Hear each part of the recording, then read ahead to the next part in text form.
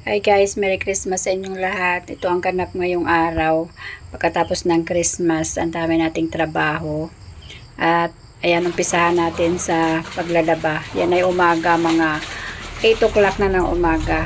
Ako nag-umpisa ng maglaba at nag-washing na lang ako. So, nagbabanlaw na lang tayo kasi yung ating washing ay hindi automatic. Kaya kailangan talaga nating magbanlaw. Umpisahan natin sa paglalaba kasi buong araw tayo ngayon magtatrabaho. Tapos na ang okasyon, kaya harapin naman natin ang ating mga labahin. Pagkatapos kasi ng okasyon, syempre marami tayong labahin dahil bihis tayo ng bihis. Kaya ayan, pero mga 2 balde lang naman yung aking nilaban. Kasi yung mga malalaking labahin, si Robert na maglalaba. Yung mga bedsheet, kasi kailangan natin magpalit ng mga bedsheet ngayon dahil malapit na ang New Year. Siyempre, kailangan malinis yung ating buong bahay at ang ating mga labahin. At habang ako ay naglalaba, si Robert naman ay nagluluto na ng aming ulam kasi magbibilad daw siya ng palay. So ngayon inagahan niya ang pagluto. Nagsigang na lang siya ng bangus sa aming tanghalian at ayan, hinugasan na lahat ng mga hugasin para wala nang istorbo kasi magbibilad pa siya ng palay para meron kaming bigas pag naipagiling na yung palay.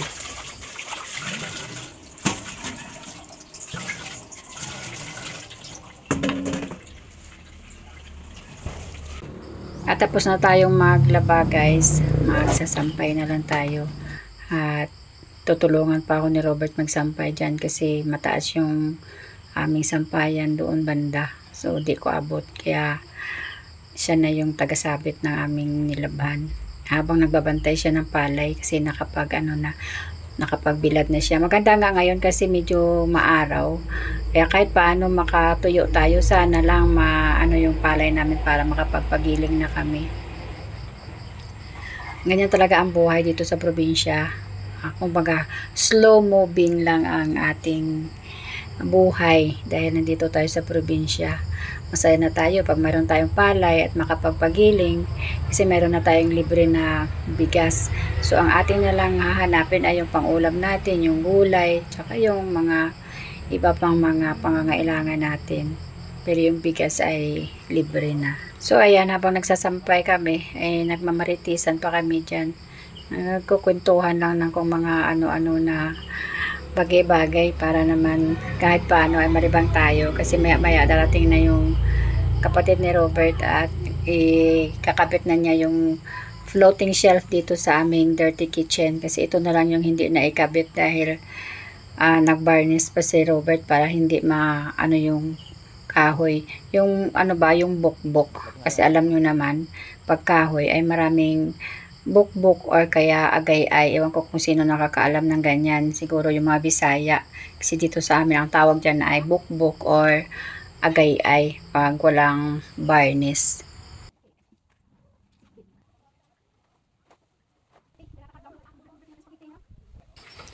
So, ayan, magsampay na tayo doon sa may araw kasi para madaling matuyo yung mga kurtina na pang lababo. Yan yung bahay ni nanay. Sa gilid lang din ng aming bahay. Diyan ako magsampay kasi merong araw. At naano pa ako dyan. Nainis pa ako dyan sa mga manok na yan. Kasi pinupuntahan nila yung aking tripod. Yung tatakot ako kasi baka matumba yung tripod ko.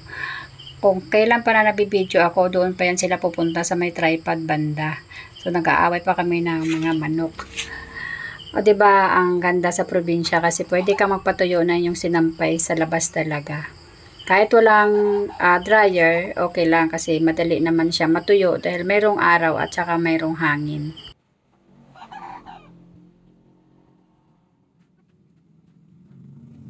At yan, natapos na kami magtanghalian guys at dumating na yung parcel na in-order ng anak ko, yung lotion na buy one take one. Mabango naman siya at saka mayroon siya mga freebies. So, subukan natin kung maganda sa balat yung in-order niya sa TikTok. Mura lang naman at saka buy one take one. So, tig-isa kami. So, mayroon siyang freebies, yung 4 na hair mask at saka isang eyeliner na pwede rin gamiting eyebrow at saka yung lip tint. So, maganda kasi mayroon pa siyang dagdag.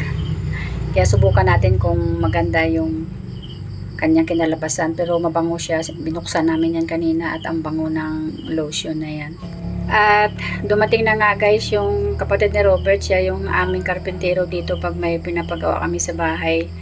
At kinabit na niya yung lagayan ko ng mga condiments dyan sa dirty kitchen, kasi yung aming stove ay nilipat na namin dyan sa dirty kitchen. So dyan ko na lang ilalagay yung aking mga condiments. At nagbabarina na sila kasi ano yan tawag dyan, yung floating shelf.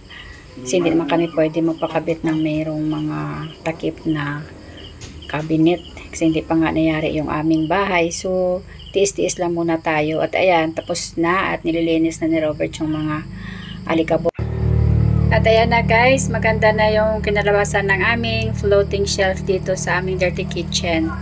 At mag-organize na tayo ng ating mga paninda na binili namin kanina ni Robert. Bago ako naglaba ay pumunta pa kami sa grocery dahil bumili kami ng gas para sa stove, yung pricey gas. At dumaan na lang kami sa grocery para makapamili ng mga kulang-kulang dito sa aming tindahan. So ayan na, at i-organize natin ang kaunting na pamili natin kanina. At mag-display nila ako ng mga natira pa mga chichirya. Hindi na kasi ako namimili ngayon guys ng maramihan kasi mag-stop ako ng wholesaling. Kasi napansin ko na nahirapan ako at saka maliit lang talaga ang tubuan.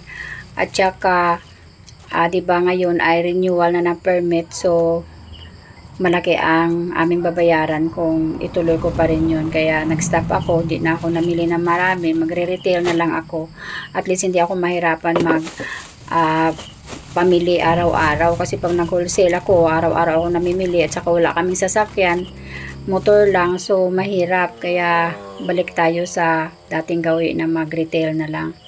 Ang hirap kasi nang nag-wholesale ka, maliit lang yung tubo, tapos pag kulang sa ahente, so pupunta ka talaga ng grocery. So, ang laki ng pamasahe pag may mga 5 box ka na dala. Ang laki ng singil ng tricycle dahil wala naman kami sariling tricycle. So, ayan, mag-stop na lang ako at mag-retail na lang para hindi ako mahirapan. So, ayan, nagdi-display na tayo ng ating mga chichirya. At sana mapaubos natin yan bago dumating ang expiration na ating mga chichirya. At yan yung sunrocks na bili ko ay maliliit lang. Walang sunrocks talaga dito sa amin guys. Sa grocery sa bayan wala kang mabili. Yan na lang yung nabili ko kanina. Puro maliliit. Tsaka nagmahal. Yung retail ko dito ay nasa 13 pesos. Kasi yung puhunan niya ay 10 piso talaga. So maliit lang talaga ang ating tubo. 3 piso. Pero okay na yan. Kasi mabili naman yan sa akin dito. Pero yung palaging hinahanap ay yung mga 1 liter at saka yung 500 ml na Sunrocks. Yun talaga ang pinakamabili dito sa amin, pero pinagtiyagaan ko na lang yung maliliit kasi sabi nila si February pa daw darating yung ahente dito. Tsaka yung binibili nila ay galing pa ng Maynila, parang ino-order lang nila. At ayan, nagdi-display na tayo ng mga kaunting nabili natin kanina. Thank you for watching guys at maraming salamat. Mga ilang weeks din akong walang upload. Pagpasensyahan nyo na kasi medyo may pinagkaabalahan tayo. At dumating din yung popcorn natin at ayan ay sasabit na natin. Thank you for watching. Don't forget to like and subscribe. God bless sa inyong lahat.